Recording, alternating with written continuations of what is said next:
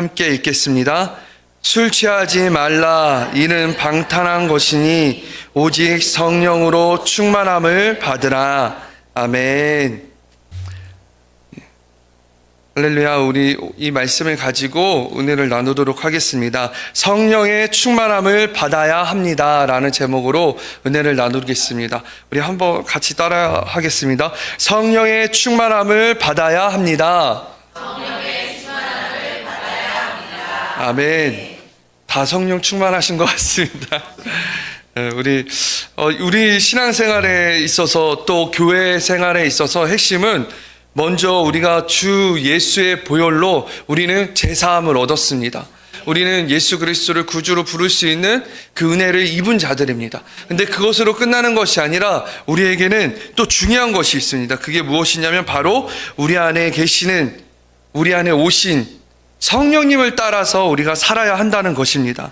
우리 안에 계시는 성령님을 따라 산다는 것은 어떤 의미인가? 그것이 바로 성령 충만함인 줄로 믿습니다.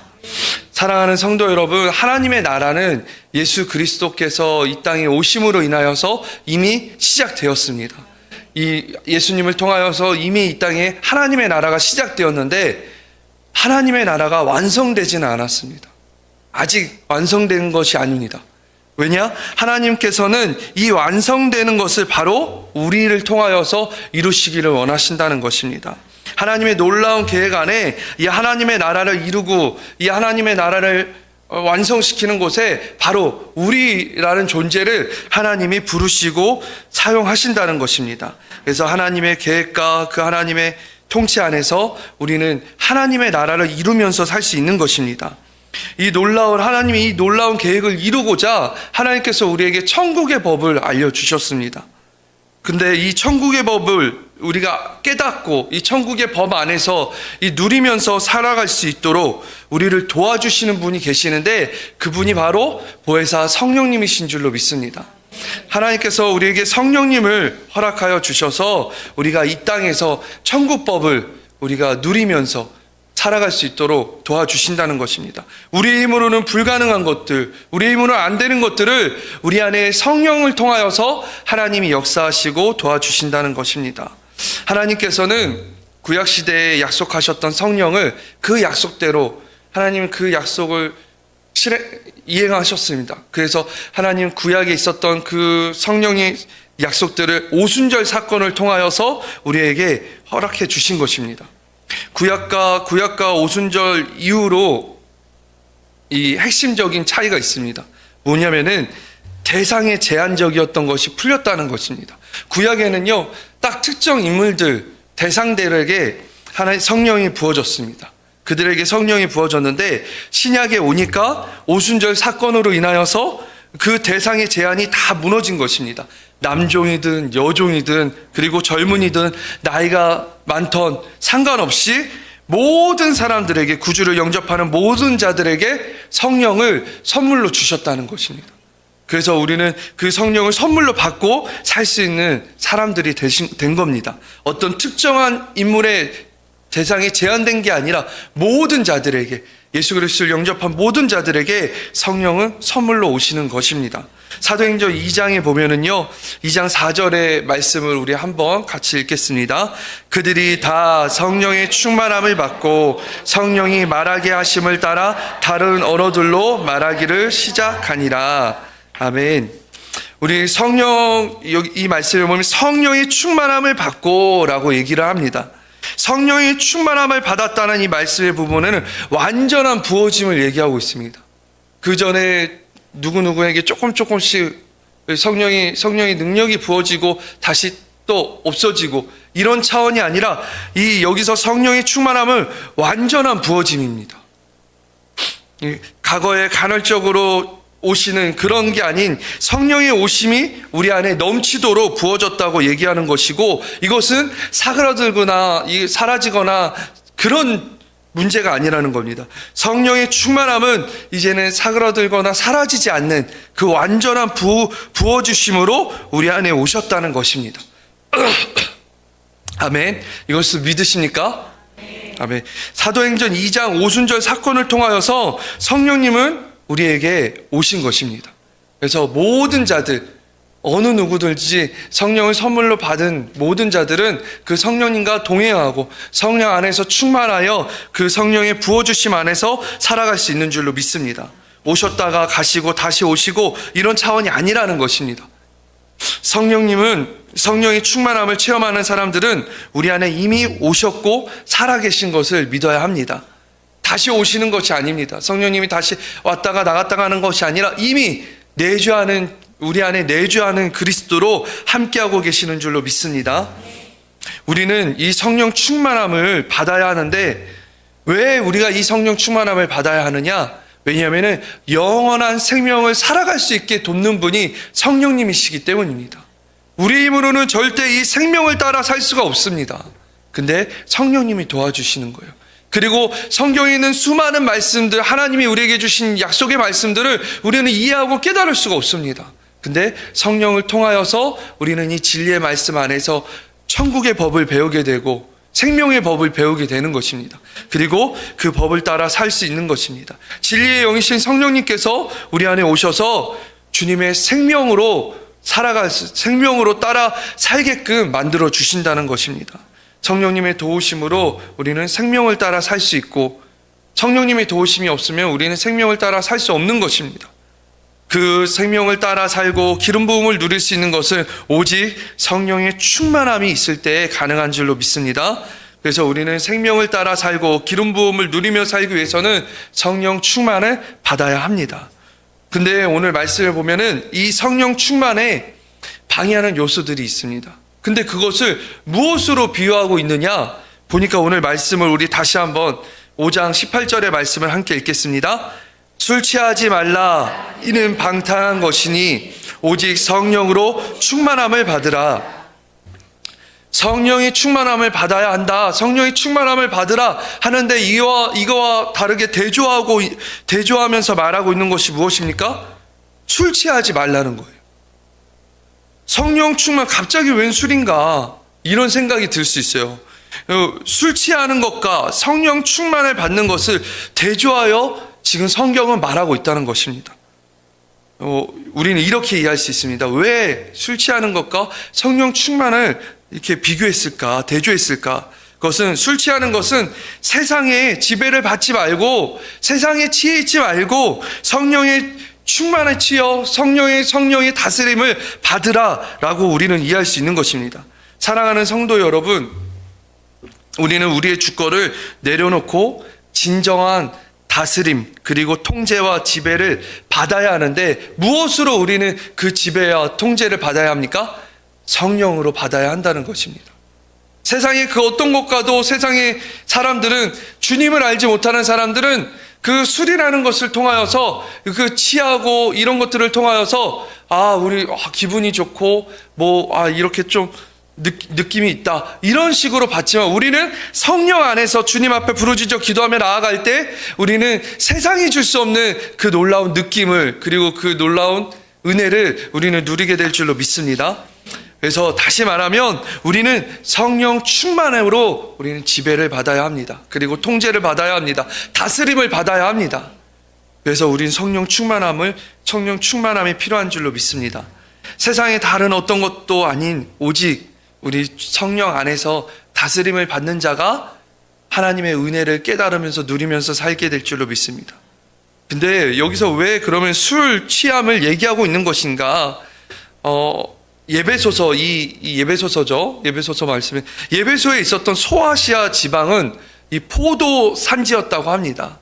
그래서 포도를 숙성시키면은 다들 아시죠? 이제 알코올이 생기게 되고 그러면은 이 포도 산지에 있었던 사람들은 너무나도 자연스럽게 이 술에 대해서 술을 가지고 즐겼던 사람들이죠. 그래서 이 당시의 주민들은 사교적인 생활을 항상 추구했던 사람들인데 그리고 또 이 상인들도 많았습니다. 그래서 이 지방에 있는 사람들은 이 술을 가지고 축제를 많이 열었어요. 축제가 있으면 술이 빠지지 않는 그런 생활을 살았죠. 근데 그러다 보니까 이 지방에 있는 사람들은 이 술로 인하여서 무엇이 생기느냐? 인생을 낭비하는 것들이 생기는 거예요. 인생을 낭비하게 되고 방탕하게 되고 무절제한 것들이 심하게 일어나고 있었다는 것입니다. 사도 바울은 그래서 권고하며 그들에게 얘기하고 있는 것입니다. 너희의 그 낭비와 방탕과 무절제함을, 그 음주로 인해 오는 그런 것들을 너희는 경계해야 한다. 그 방탕한 삶에서 경계하라고 이렇게 얘기를 하고 있는 겁니다. 그래서 이 말씀을 비유하고 얘기하는 건데, 이 술이라는 것을 그래서 이 대조해서 얘기하는 건데, 이 술은 우리 다들 아시잖아요. 술은 어떤 것입니까? 술은 알코올이죠. 알코올이 우리 몸에 들어가면은 어떤 반응이 일어나냐면, 제일 먼저 우리 몸 안에 이제 컨트롤 타워인 중추신경이 있습니다. 근데 이 알코올은 이 중추신경에 영향을 미칩니다. 그래서 우리 몸에 들어오면 우리의 우리가 감각적으로 또 반응하고, 그리고 우리가 또 판단하고 하는 이 도와주는 역할을 중추신경이 하는데, 알코올에 들어가면은 이 중추신경이 제대로 된 역할을 하지 못하게 됩니다. 그래가지고 이 알코올로 인하여서 나라는 존재가, 내가 통제할 수 있었던 나인데 이게 제압이 되는 거예요. 나라는 존재가 제압이 되고, 내 신경, 나의 육신, 그리고 나의 삶, 나의 일터, 나의 가정까지도 이 알코올이 제압하게 된다는 것입니다. 그래서 우리가 쉽게 생각할 수 있어요. 아, 술 한 잔, 술 먹으면 죄인가요? 아, 그거는 이제 술 먹으면 죄다. 딱 이렇게 딱 잘라서 얘기할 수 없죠. 하지만 담임 목사님께서 얘기하셨잖아요. 술을 먹고 우리가 이 세상에 있는 문화들을 즐기고 하는 게 영적인 것인가? 우리는 한번 우리 계속 고민하고 생각해 봐야 합니다. 근데 이 술이라는 것이 굉장히 무서운 힘을 가지고 있다는 것입니다. 그리고 마귀는 이 무서운 이 술을 통하여서 우리에게 무엇을 하려고 하느냐? 우리를 제압하려는 거예요. 끝내 우리의 중추신경에 문제를 가져오게 하고, 우리를 제압해서 우리의 삶이나 우리의 일터나 우리의 가정에 막대한 영향을 만들려고 한다는 것입니다. 우리가 술을 먹으면 술 취한다 이런 말을 많이 하잖아요. 그런 것처럼 우리는 취한다라는 말이 이제 우리 반대로 우리 진짜 생각한다면은 마귀가 하나하나 우리를 취해간다. 마귀가 취하고 있구나 이렇게 이해한다면은 우리가 좀 경계할 수 있겠죠. 술 취한다 이런 부분이 이제 결국에는 술이라는 부분은 결국에는 우리 안에 하나님이 주신 고귀한 그런 고등한 부분들이 있습니다. 근데 그런 부분들을 약해지게 만들어요. 그리고 무엇이 나오게 하느냐? 하등한 부분들이 나오게 한다는 거예요. 고귀한 부분들을 억제되게 만들고, 그리고 나와서는 안 될, 통제돼야 될 부분, 그 하등한 부분들이 우리 안에 드러나게 만드는 것이 이런 술의 힘이라는 것입니다. 아랍에 전해져 오는 내려오는 이야기 중에 하나가 있는데, 그 이야기에 보면은 악마가 찾아와가지고 이제 너에게 큰 화가 미칠 것이다 라고 한 사람에게 얘기합니다. 너가 그것을 피하려면은 너가 세 가지 중에 한 가지를 선택해야 하는데 너는 무엇을 선택할 것이냐 라고 하면서 마귀가 대답합니다. 첫째 한 가지는 너가 부인을 때리던가, 아니면은 너가 부리는 종 가운데 한 명을 죽이던가, 아니면은 나머지 하나는 큰 병에 담긴 술을 너가 마시던가, 이렇게 제안을 합니다. 그랬을 때 이 사람이 보니까 아내를 때릴 수도 없고, 그리고 또 종을 죽일 수도 없으니, 그러면 원래 술은 내가 항상 마셔왔으니까 그럼 그 술을 마시겠다 해가지고 술을 마시겠습니다. 그렇게 술을 선택했습니다. 근데 너무 무서운 것은 이 술을 먹고 취하자 통제가 되지 않게 된 거예요. 그러면서 아내를 때리기 시작했고, 그리고 모든 사람들이 보는 앞에서 종을 때려서 죽이기까지 하고 그렇게 만들었다는 것입니다. 이 아랍의 이 이야기가 무엇을 얘기하고 있는 것이냐면, 술은 우리의 인생에 막대한 영향을 끼친다라고 얘기를 한다는 겁니다. 단지 내가 통제할 수 있어라고 생각하고 있지만, 술은 우리의 인생에 많은 부분을 빼앗아가고 영향을 끼친다는 것을 얘기하고 있다는 것입니다. 사랑하는 성도 여러분, 단지 이 말씀에서 술 취하지 말라라는 것이 술만을 얘기하는 것은 아닙니다. 우리를 중독에 빠지게 만드는 것들, 우리를 죄에 빠지게 만드는 모든 것을, 결국에 우리를 방탕하게 만드는 모든 것을 얘기하고 있다는 것입니다. 도박, 음란, 거짓, 사기, 이 모든 것들이 다 포함되어 있는 것입니다. 우리를 죄에 빠지게 만들고, 우리를 영적으로 둔하게 만들고, 억제시키고, 세상의 쾌락을 추구하며 살아갈 수 있는 그렇게 방탕하게 만드는 그 모든 것이 다 포함되어 있는 것입니다. 사랑하는 성도 여러분, 우리는 방탕한 삶을 벗어나기 위해서, 이 방탕함에서 해방되기 위해서는 방법은 오직 하나입니다. 성령의 충만함을 받아야 한다는 것입니다. 오직 성령의 충만함을 받아야 한다고 얘기하고 있는 것입니다.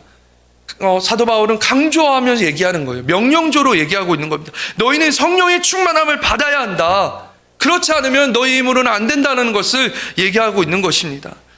우리는 성령 충만함을 받을 때 우리는 결국엔 성령 안에서 지배를 받고, 성령 안에서 우리는 우리의 그 억제와 통제와 그리고 모든 다스림을 성령 안에서 이루어지게 될 줄로 믿습니다. 성령 충만은 무엇입니까? 성령 충만은요, 우리가 그렇게 얘기할 때가 있어요. 어느 한 나라는 병에 물을 부었는데 물이 이제 좀 가득 채워진 게 성령 충만, 그리고 또 이게 또 어느 순간 증발해버리고 또 조금밖에 안 남은, 그러면 성령이 좀 부족한 거, 이런 차원이 아닙니다. 양의 차원으로 얘기할 수 있는 것이 아닙니다. 성령 충만은 무엇이냐면 그런 양적인 것으로 판단할 수 있는 것이 아니라, 성령 충만은 마치 그 나라는 병이 바다 한가운데 던져져서 잠기는 거예요. 그냥 어느 정도 부어져서 채워지는 차원이 아니라, 성령의 충만함은 주님 안에, 성령 안에 완전히 잠겨버리는 것입니다. 완전히 성령 안에 들어가는 거예요. 그것이 성령 충만인 줄로 이해하시기를 바랍니다. 내가 조금 기도하지 않아서, 말씀 읽지 않아서 좀 또 줄어들었구나, 내가 부족하구나, 이런 개념이 아니라는 것입니다. 성령 충만은 그저 주님 안에 완전히 들어가서 주님 품 안에서 성령 안에 잠기는 것을 우리는 볼 수 있습니다. 사랑하는 성도 여러분, 오늘 우리가 성령이 충만하기를 원합니다. 그래서 우리 인생에 나를 통제하려는 것들, 억압하려는 것들, 그리고 나에게서 빼앗으려는 것들, 그리고 나를 방탕하게 만들고 인생의 허비와 낭비를 만드는 것들을 우리 주님 안에 내려놓고 주님의 통제를 받으시길 바랍니다. 그리하면은 우리는 우리의 인생을 낭비할 시간이 없습니다. 허비할 시간이 없습니다. 왜냐? 우리는 늘 심령이 가난한 마음으로 주님을 찾을 수밖에 없기 때문입니다. 성령이 충만하면 우리가 바라보고 우리가 나아갈 수 있는 길은 오직 하나밖에 없습니다. 예수 그리스도밖에 없는 것입니다. 사랑하는 성도 여러분, 우리가 성령 충만하여 오직 우리의 삶에 하나님이 주신 그 고귀한 삶을 주님을 위하여서 살 수 있고, 하나님의 나라를 뜻을 이루는데 쓰임받을 수 있는 그런 고귀한 삶, 하나님이 허락하신 그 영광의 삶을 살아가시는 성도님들이 되시기를 바랍니다. 우리 성령 충만함 받기 위해서는 우리에게 무엇이 필요합니까? 우리는 제일 먼저 성령 충만함을 받기 위해서는 우리는 이 영이 해방돼야 된다고 합니다. 우리 영이 해방되어야 되는데 무엇으로 우리 이 영을 해방시킬 수 있느냐? 주 예수를 부르는 것이 방법입니다. 늘 끊임없이 우리의 삶 가운데서 주 예수를 부르는 겁니다. 밥을 할 때도, 식사를 할 때도, 일을 할 때도, 어느 순간에 매 순간순간마다 주 예수를 부르며 나아갈 때 우리는 어느 순간 내가 육신 가운데 있었는데 주 예수를 부르며 나아갈 때 영 안에서 해방됨을 느끼고 또 다시 영으로 돌이키는 그런 일들이 우리 안에 나타나는 줄로 믿습니다. 고린도전서 12장 3절 말씀을 함께 읽겠습니다. 그러므로 내가 너희에게 알리노니 하나님의 영으로 말하는 자는 누구든지 예수를 저주하지 아니하고 또 성령이 아니하고서는 누구든지 예수를 주라 신할 수 없느니라. 아멘. 성령이 아니고서는 우리를 주님을 주님으로 부를 수 없고, 우리는 성령이 아니고서는 우리는 주 예수를 부를 수도 없는 것입니다. 우리 늘 내주하시는 영이 우리 안에 계신다는 것을 믿는다면 우리는 주 예수를 부를 수 있습니다. 어느 순간에도, 억울한 순간에도, 답답한 순간에도, 문제가 해결되지 않고 그렇게 기도하는데도 왜 답이 나오지 않나? 내가 이렇게까지 기도했는데 왜 하나님 반대로 말씀하십니까? 반대로 응답하십니까? 그런 순간에도 우리는 주 예수를 부를 수 있는 겁니다. 성령이 우리 안에 계시니까. 성령이 우리 안에서 말씀하고 계시고 성령이 우리 안에서 우리를 붙잡아 주시는 것입니다. 내가 볼 때는 이 길이 맞는 것 같은데, 내가 볼 때는 지금 당장 이 문제를 해결해 주는 게 맞는 것 같은데, 주 예수를 부르며 가만히 주님 앞에 나아갈 때 성령이 우리를 반드시 옳은 길로 인도하여 주실 것이고, 그 고난의 길이, 역경의 길이, 지금 문제의 길이 나중에는, 후에는 하나님의 유익이 될 것이고, 또 하나님이 나타나는 또 다른 방법으로 열매를 맺게 하실 줄로 믿습니다. 우리는 지금은 깨달아서 알 수 없지만, 우리는 성령 안에 있을 때, 성령이 충만할 때 우리는 그것을 받아들이게 되고, 또 그 하루도 그것을 받아들이면서 살 힘이 생기고, 그리고 주 예수를 부를 힘이 생기고, 그 주 예수를 부르며 살아갈 때 우리 혼자가 아니라, 나 혼자가 아니라 지금의 이 어려움과 문제 가운데서 주님이 나와 함께 하시는구나, 내주하시는 주님이 나를 지켜주시는구나, 내가 주님 안에 잠기면 내가 고민하고 내가 생각하고 내가 스트레스를 받을 문제가 아무것도 없구나 라고 우리는 여길 수 있는 줄로 믿습니다. 그것이 성령 충만함인 줄로 믿습니다. 사랑하는 성도 여러분, 오늘 그 성령의 충만함을 누리시기를 바랍니다. 우리 기도하겠습니다. 사랑의 하나님, 감사합니다. 주님, 우리는 우리의 힘으로 살아갈 힘이 없습니다. 하지만 성령님이 우리 안에 오셨다는 것을 믿고, 우리는 성령의 충만함이 모든 자들에게 하나님이 부어주시고 허락하여 주시는 것을 믿습니다. 오늘도 우리 안에 내주하시는 주님을 우리가 알고 우리 안에 계시는 것을 믿고 주 예수를 부르며 살기를 원합니다. 그 주 예수를 부르며 순간순간마다 주 예수를 부르며 살아갈 때 그 문제로 인하여, 그 어려움으로 인하여, 그 시련으로 인하여, 그 낙심과 아픔으로 인하여 하나님 방황하고 힘들 때 하나님 다시금 우리가 일어설 수 있는 힘이 생기게 하여 주시고, 버틸 수 있는 힘이 생기게 하여 주시옵소서. 오직 믿음의 싸움을 싸우며 나아갈 수 있도록 인도하여 주시옵소서. 성령으로 충만하여 세상의 낭비와 세상의 통제와 세상에 있는 쾌락과 세상에 있는 문제들로 우리는 억압받으며 우리는 그 마귀가 원하는 대로 사는 것이 아니라, 우리는 성령 충만으로 주님 안에 온전히 잠겨서 주님의 통제와 주님의 인도와 주님의 그 계획대로, 주님의 뜻대로 살아갈 수 있는 삶이 되게 하여 주시옵소서. 예수님의 이름으로 기도드렸사옵나이다. 아멘. 하늘에 계신 우리 아버지여, 이름이 거룩히 여김을 받으시오며 나라가 임하시오며 뜻이 하늘에서 이루어진 것 같이 땅에서도 이루어지이라. 오늘 우리에게 일용할 양식을 주시옵고, 우리가 우리에게 죄 지은 자를 사하여 준 것 같이 우리의 죄를 사하여 주시옵고, 우리를 시험에 들게 하지 마시옵고 다만 악에서 구하시옵소서. 나라와 권세와 영광이 아버지께 영원히 싸움나이다. 아멘. 할렐루야.